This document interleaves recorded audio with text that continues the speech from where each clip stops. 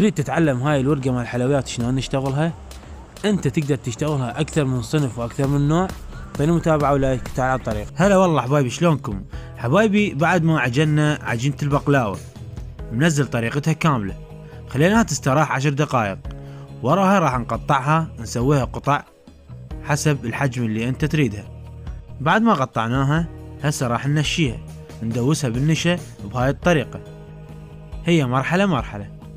بعد ما ندوسها بالكامل نغطيها 10 دقائق بوصلة او لايلون، وراها نشيبكها بهاي الطريقة.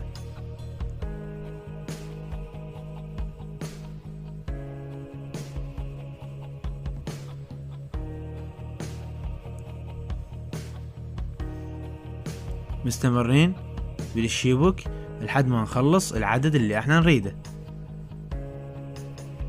بعد ما